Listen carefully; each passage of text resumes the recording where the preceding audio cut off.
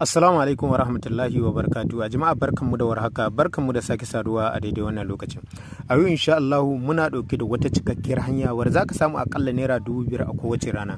So wannan hanyar tana da matukar amfani, yan uwa ya kamata ku bi wannan hanyar domin ganin kun samu kuɗaɗe na kashewa ba tare da kun sha wahala ba. Da haka yan uwa mu shiga bidiyon kai tsaye. So da farko kafin mu shiga bidiyon yan uwa da Allah muna gayyata ku a wata channel mai dimbin albarka, wata channel ce babbar channel wadda ta fice a Najeriya da duniya ma baki daya.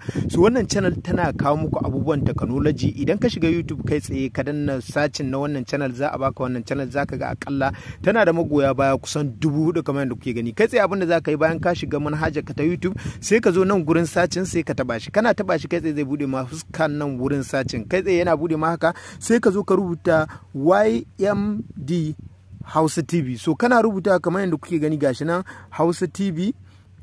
Kai tsaye zaka ga sunan channel din kenan. Kana zuwa kai tsaye sai ka danna sacin, kana danna sacin zaka jira zai baka channel din kamar yadda kuke gani.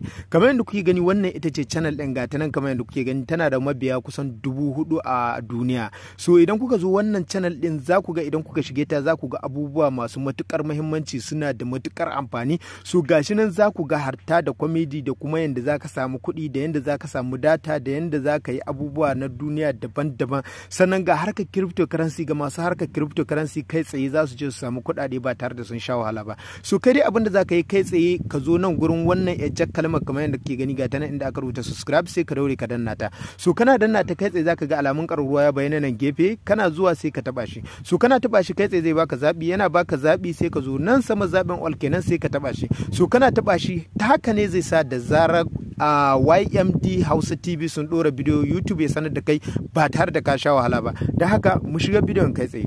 Ok, kai tsaye muna zuwa za mu shiga wannan application kamar yadda kuke gani. So wannan website mun yi bidiyo a kansa da yadda za ka rijista da yadda za ka gayyaci mutane haka samu kuɗi. So mun gayyaci mutane cikin wannan website har mun samu kuɗi. So da za mu zo mu shiga profile ɗinmu kamar haka za ku ga abin da muka samu gashi nan naira 5,000 ba tare da wata matsala ba. So yanzu abin da za mu yi kai tsaye muna so mu je mu nuna muku yadda za mu yi withdraw ɗin kuɗin su shiga account ɗinmu ba tare da an sha wahala ba. Da haka kai tsaye sai mu zo nan kamar yadda kuke gani ga rubutuka nan guda biyu, za ka ga deposit sannan kuma nan za ka ga withdraw. Da haka withdraw za mu shiga kamar yadda kuke gani. Ok, muna zuwa kai tsaye sai mu taba withdraw. Bayan mun taba withdraw za su ce mu zaɓi hanyar da muke so a biya mu, ta banki muke so ko kuma ta ope bank muke so a biya mu.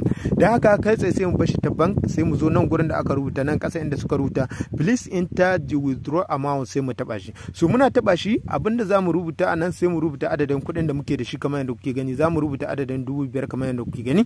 Ok, muna rubuta kamar haka kai tsaye sai mu zo mu taba wannan alamar ta don, muna taba ta zai bude mu na wannan fuskar. Za ku ga nan ƙasa wurin da aka rubuta withdraw da farin rubutu za ku ga ya bayyana ya yi wani girin ɗin abin nan. Ok, to abin da za mu yi kai tsaye sai mu zo mu taba kamar haka. Muna taba withdraw ɗin nan za mu jira wuce da mu kamar yadda kuke gani. Su muna bayanin cewa za mu iya cire 4,800 da naira 50, su kuma za su dan karbi nasu kamisho daga ciki. Da haka sai mu ce mun yarda sai mu zo mu taba withdraw kamar yadda kuke gani. Ok, muna taba withdraw zai wuce da mu kamar yadda kuke gani. Kai tsaye zai ce na farko mu zabi kamar yadda kuke gani sun ce select a bank name. So sai mu zabi sunan banki mu kamar haka. Za mu zo ƙasa mu duba sunan banki kamar yadda kuke gani gashi nan First Bank of Nigeria. Da haka sai mu taba shi. Ok, muna taba shi zai bayyana screen din wayar mu. Bayan ya bayyana screen din wayar mu sai mu zo nan ƙasa kamar yadda kuke gani sun ce account number, sai mu zo mu saka account number din mu kamar yadda kuke gani nan ƙasa. Ok, so sai mu zo mu sa account number kamar yadda kuke gani gashi nan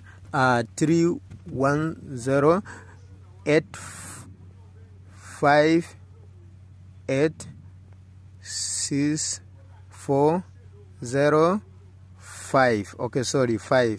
So kamar yadda kuke gani wannan ita ce cikakka account number din mu. Kai tsaye za ku ganin ƙasa ya rubuta mana withdraw NGN 4,850. Ok, sai mu zo mu taba nan wurin da aka rubuta withdraw din nan. Ok, so muna taba shi kai tsaye zai bude mana wannan fuskar. Bayan ya bude mana wannan fuskar za su ce za a turo mana wasu code ga wannan lambar.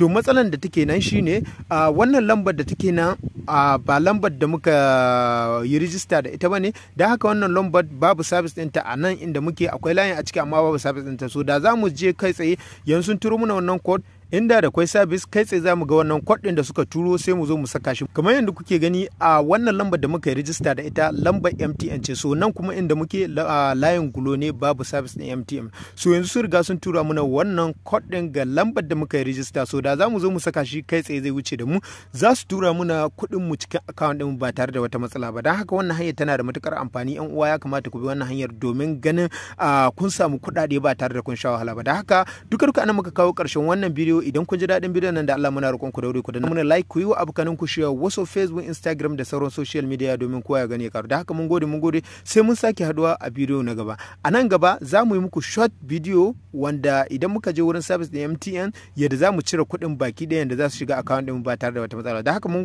gode sai mun sake haduwa a bidiyo na gaba.